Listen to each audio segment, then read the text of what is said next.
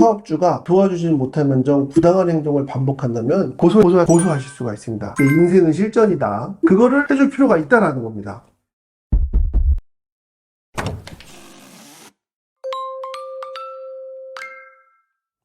안녕하세요. 산재상담소의 이기훈 변호사입니다. 산재사고가 발생해서 근로자가 산재 신청을 하려고 하면은 가끔가다 어떤 사업주분들은 이렇게 하시는 경우가 있어요. 산재하지 말아라 회유부터 해서 협박을 산재 은폐를 막 시도하다가 신청하려고 하니까 산재에 관계없는 징계를 한다거나 해고를 막 한다거나 하시는 분들이 있어요. 진짜 이런 골 때리는 경우가 있습니다. 그런 분들의 논리는 주로 이런 거에 가깝더라고요. 아니 네가 일을 미숙하게 해가지고 사고를 쳤으면은 회사한테 뭘 해달라고 할 게 아니라 수습을 하고 배상을 하고 그런 거 생각을 해야지. 지금 회사에 끼친 손해가 얼마야. 네가 사회를 알아? 내가 사회의 쓴맛을 보여줄게 라고 하면서 보상은 생각도 안 하는 거예요. 근데 오히려 이런 분들한테 인생은 실전이다 인실모 있잖아요. 그거를 해줄 필요가 있다라는 겁니다. 어떻게 할 수 있느냐. 먼저 산재사고가 발생했다.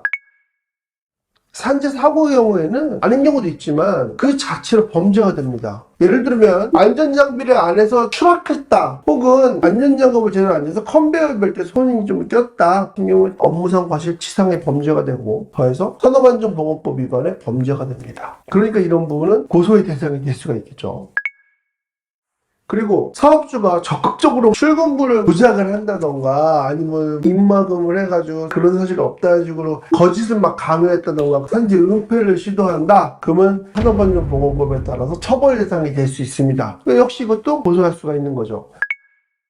엉뚱한 대로 전혀 관계없는 대로 지방 빨리 발령내고 부당한 인사조치만 하고 막 징계를 강하게 했다, 이런 경우에는 노동위원회에다 제소해서 다투실 수도 있는 한편, 여기에 대해서도 형사조치를 할 수가 있어요. 산업재해보상보험법에는 불이익한 초의 금지라는 규정이 있습니다. 그래서 역시 처벌 대상이 됩니다.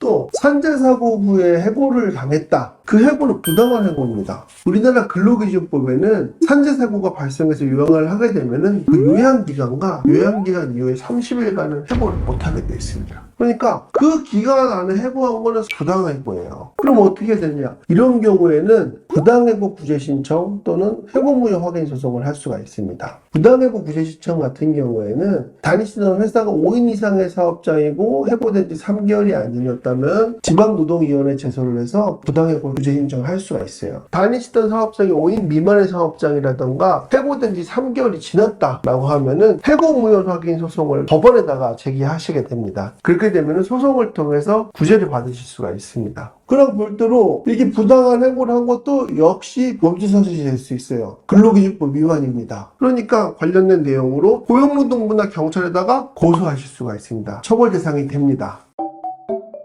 그러니까 결국 다 종합해 보시면은 산재사고를 당했음에도 불구하고 사업주가 도와주지 못하면 정 부당한 행동을 반복한다면 그에 상응하는 절차로서 산재 은폐에 대해서 고소할 수 있고, 산재사고체에 대해서 산업안전보건법이나 업무상 과실치상으로 고소할 수 있고, 부당한 징계에 대해서 그리고 부당한 해고에 대해서도 역시 고소나 행정시정을 할 수가 있습니다. 그러니까 근로자는 자신의 정당한 권리를 행사해서 자신의 권리를 보호하고 또 사업주가 처벌받을 수 있도록 해서 사회 정의를 세우는 데 조력을 할 수가 있습니다. 이런 부분 생각하셔서 꼭 부당한 일을 겪지 않으시도록 하시길 바랍니다. 지금까지 산재상담소의 이기훈 변호사였습니다.